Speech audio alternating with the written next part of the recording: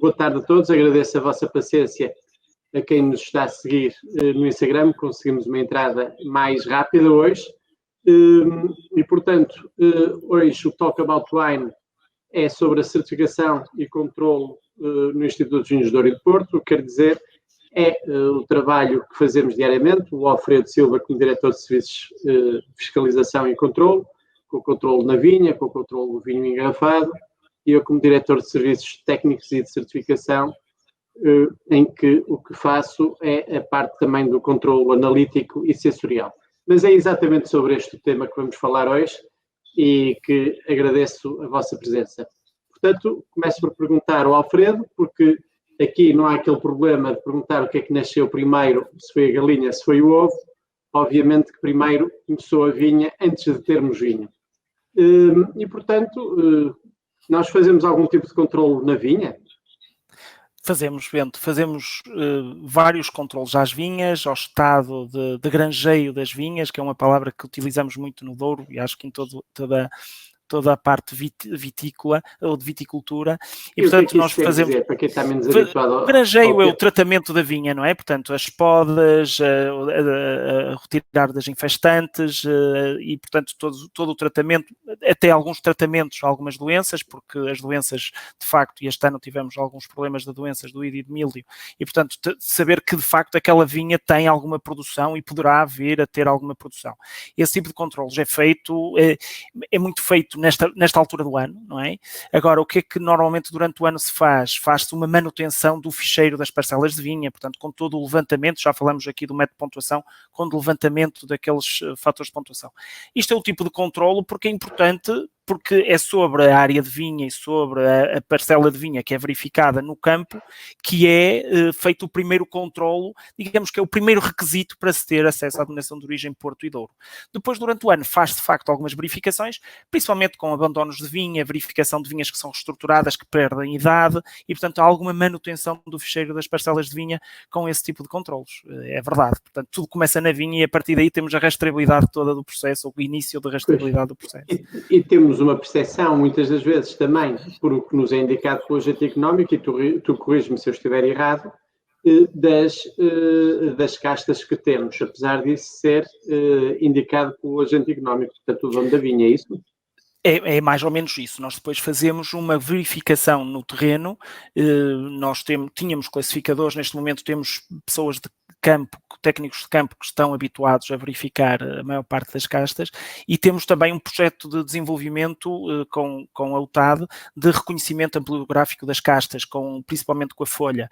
E, portanto, tudo isto temos que evoluir, os recursos são cada vez menos e, portanto, nós estamos neste momento já com meia dúzia de castas com um grau de certeza muito, muito grande através desses controles. E, portanto, é um controle às castas também e é importante saber que no processo de rastreabilidade das castas nós temos sempre a possibilidade de verificar que aquele geocódigo, aquela referência da parcela vai dar origem ou pode dar origem àquele vinho monovarietal. E, portanto, isso é importante para nós. Alfredo, estou aqui a queixar-se que só ligas aos meninos do Instagram e que não olhas para quem está no Facebook. Tenho aqui, portanto, isto é verdade que temos de distribuir o nosso olhar, mas a nossa atenção é para as duas plataformas.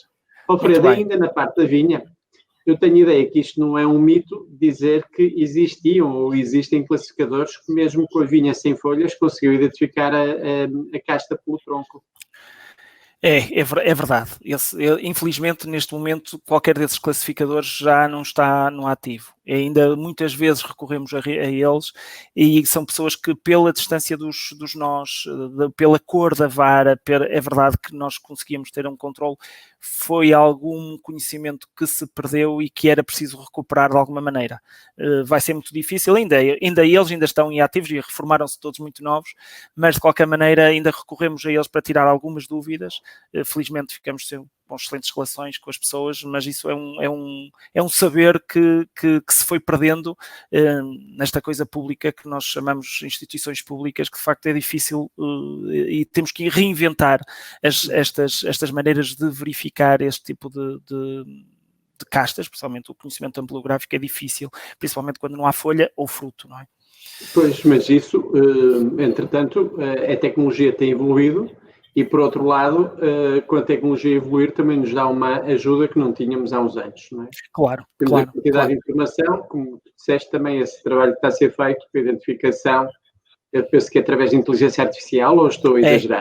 Não, é com a inteligência artificial, aquilo quanto mais, ao fim e ao cabo, o que é a inteligência artificial? É quanto mais informação der a um computador, mais válidas vão ser os resultados, mais válidos vão ser os resultados. Portanto, quanto mais fotografias, e agora já se faz vídeos com muitos frames por minuto, e portanto acaba por ser muita imagem sobre uma mesma casta, sobre uma mesma folha, até agora começamos também a tirar calos, e portanto toda essa informação vai nos servir para, de facto, cada vez mais termos um grau de certeza muito grande sobre a fotografia que nós enviarmos para um data center, para um sítio qualquer que nos possa dar essa informação.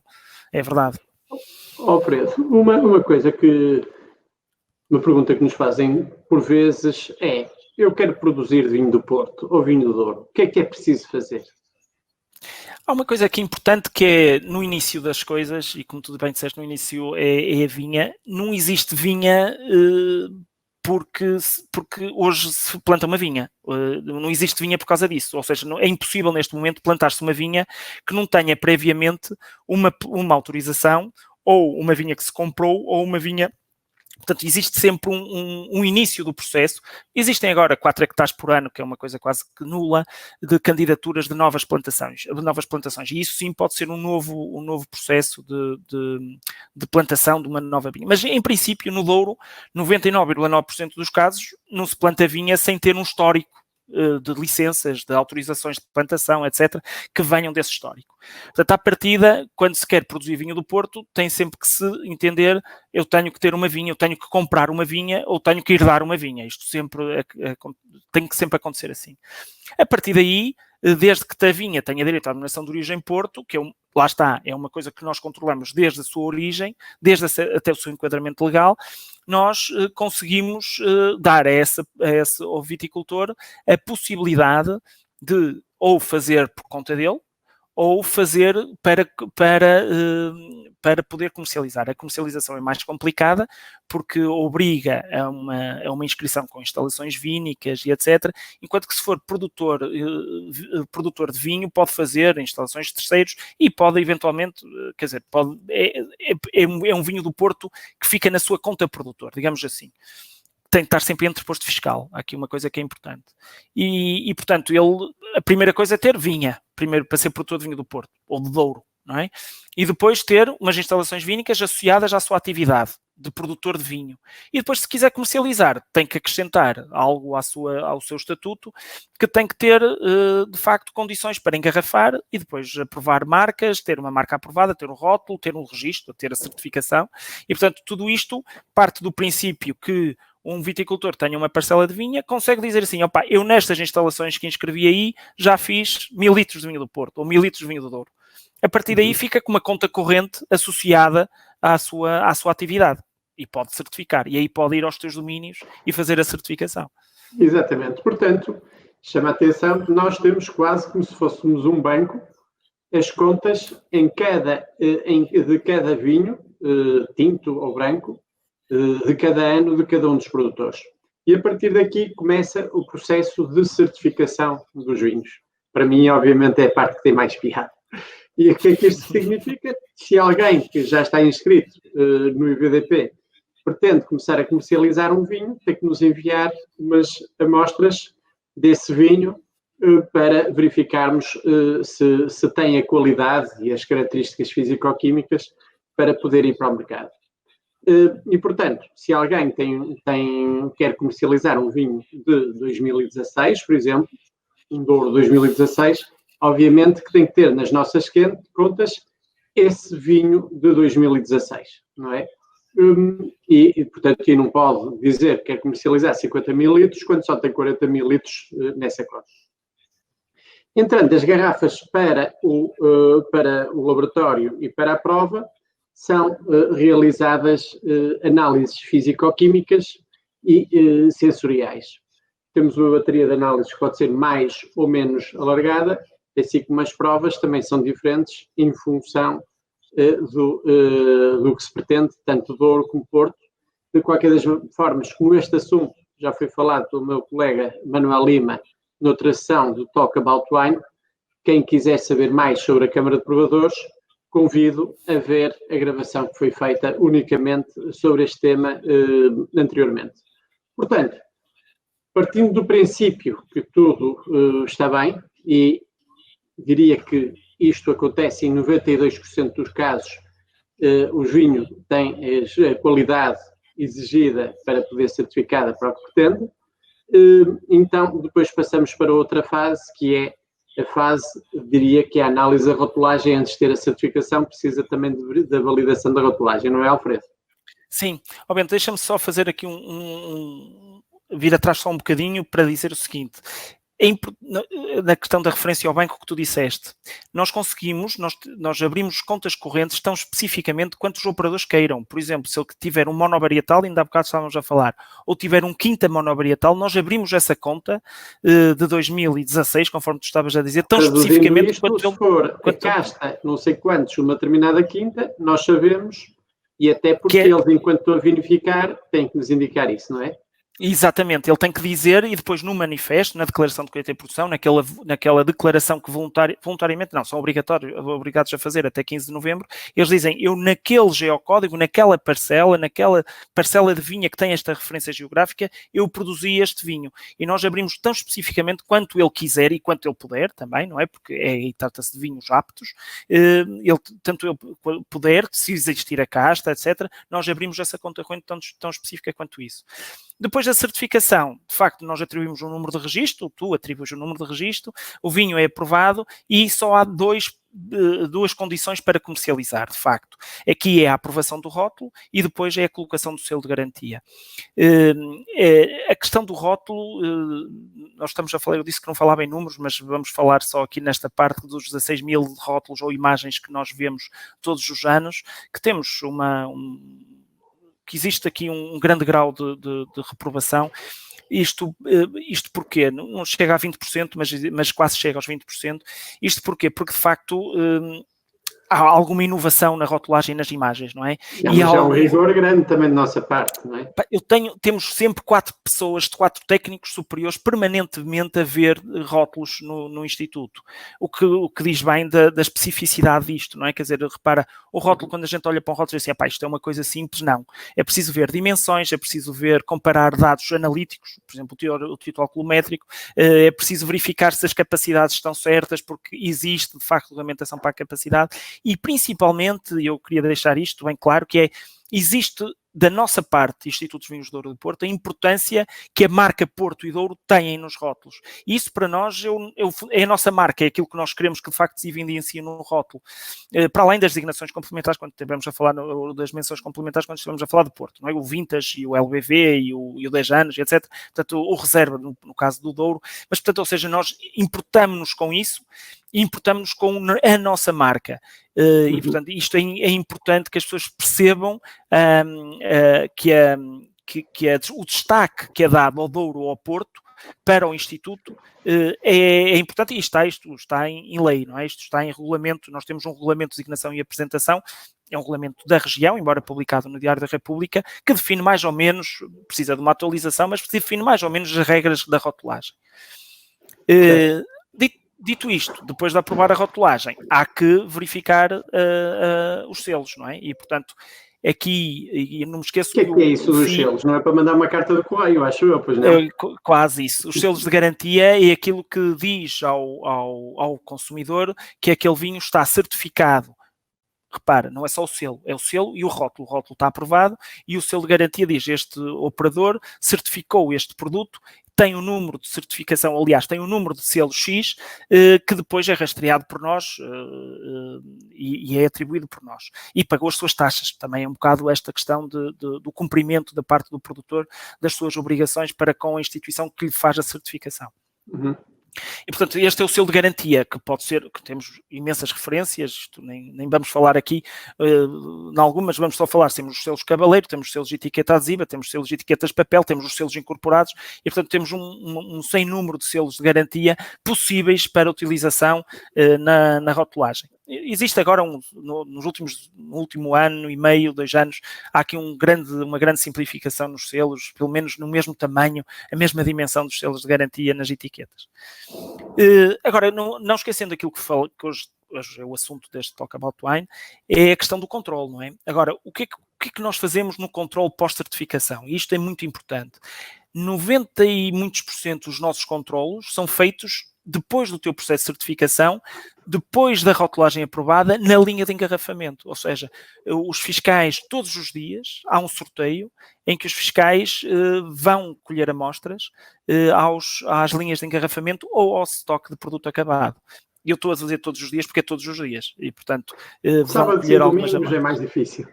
Não, ok, está bem. Dias de trabalho. Dias úteis de trabalho. Isto é muito importante o que estás a dizer, Alfredo, pelo seguinte, porque nós recebemos com regularidade visitas fora de Portugal, mas também de Portugal, e em que referimos e que ficam surpreendidos, porque eu não tenho a mínima dúvida de que é o vinho mais controlado do mundo. Portanto, com este controle diário nas linhas de engarrafamento do vinho que está no mercado. Por isso é que também podemos ter a liberdade de ser o próprio produtor a enviar-nos as amostras, porque se por acaso um vinho destes num controle, e o Alfredo irá falar um bocado com mais detalhe sobre isto, é reprovado, isto tem penalidades grandes e que pode ser obrigado a despesar todo o vinho se não for conforme o vinho que tínhamos certificado anteriormente.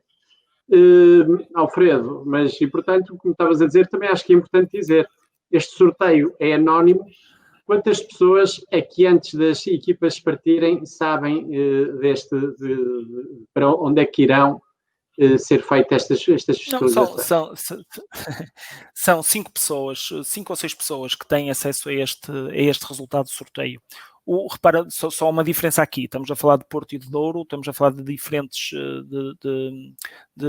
quantidades vendidas e, portanto, o sorteio baseia-se em 3 fatores.